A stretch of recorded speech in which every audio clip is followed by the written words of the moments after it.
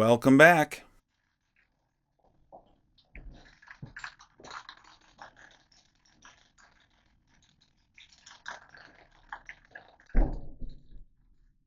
So you're probably wondering why I'm out here, dressed up like I'm in an episode of Dexter or something. And it's because I hate this silver spray.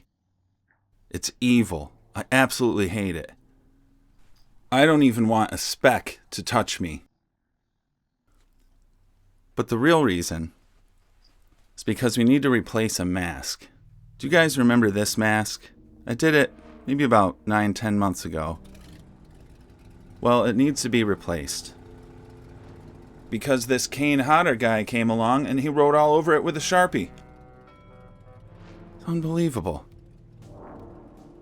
But I get it. If it was on the inside, no one would ever see it. So it makes sense. I'm not blaming Kane Hodder. Look, I have more proof right here. See, graffitied all over it. It's pretty cool though, I'm not gonna lie. I'm a big Kane Hodder fan. But, needless to say, now we've got to make another mask, because the customer ordered another one right away. So I told him, I could probably make you one even better than that one. So here we are, using this evil Krylon silver. I'm pretty sure Krylon has a factory on the 7th layer of hell where they make this stuff. And I've got the box here because I don't even want the overspray to be on anything. Not on my grass, not on my logs. This stuff, it's not really paint. It's like metal. It's like powdered metal in a can. So you really don't want to be breathing it. Here's the stuff right here. Evil. Krylon metallic silver. Don't buy this ever. And they never saw Phantom again. No, but really, we've got to do a couple layers here. So the original Part 8 mask was a black plastic blank. My neighbors are wondering what I'm up to anymore. It was black plastic, and they sprayed it with silver from the inside and the outside. And that way when you scratch away later, you can expose some of that black.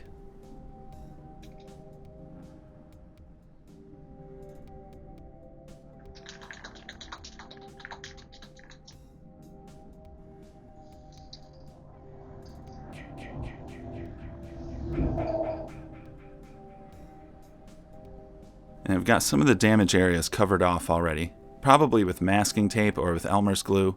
This was a while ago.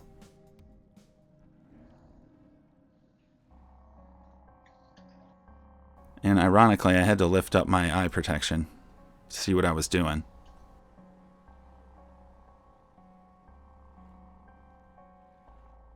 And there you go. Something very evil about these silver masks. Be kind of cool to just do one like this someday.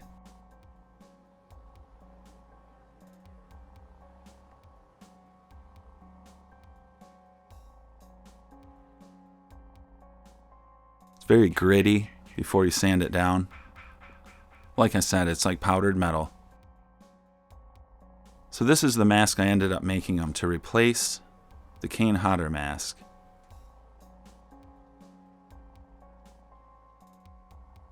And I put this cool crackle effect in it. And I liked the crackle effect, but we're going to see how that ends up screwing us. And you can see I've put some gloss over it. I want very glossy Part 8s. And this is the mask I ended up sending them. I think it's a better mask than the original one. It's more accurate. Chevrons are a little bigger. But then I remembered something.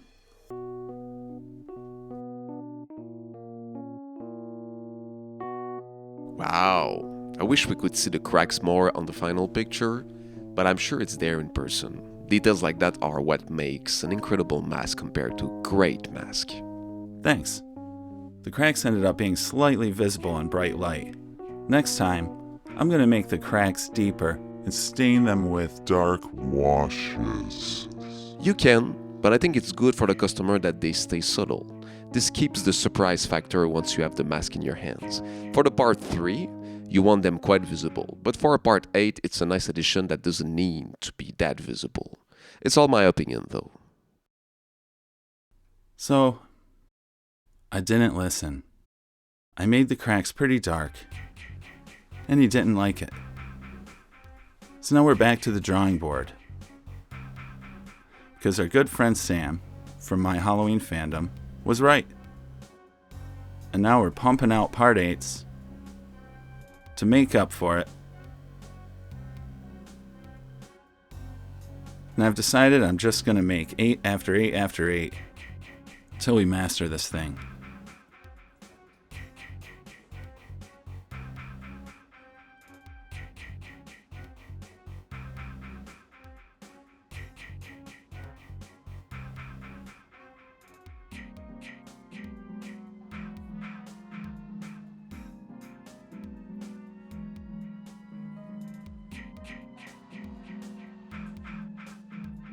So here's some of the new finished 8s with no crackling.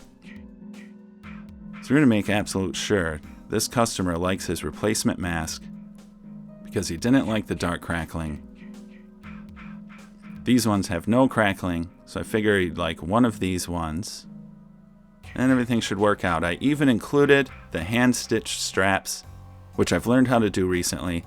It is an option on my Etsy now. This is how it's supposed to look. This is how it was done in the film. No little snaps, no little rivets. Just a lot of labor-intensive stitching. And I love the way that looks.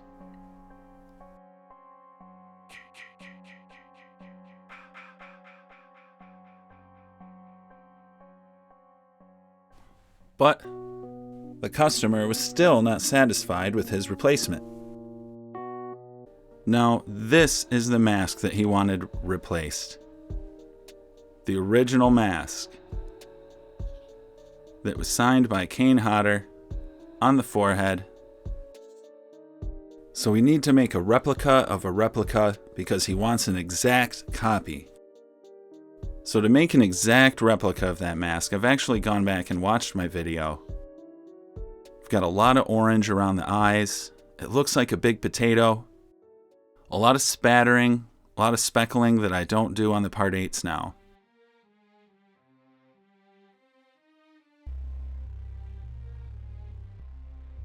So this is the replacement mask. Looking a lot more like the original, which was one of the first 8s that I ever did for anyone.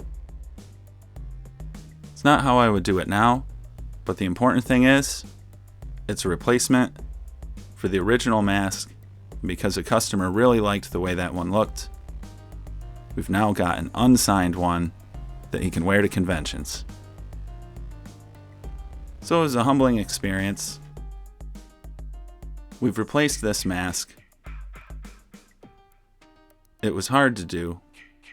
It involved a lot of work. But nothing beats a happy customer at the end of the day. So it all ended up working out.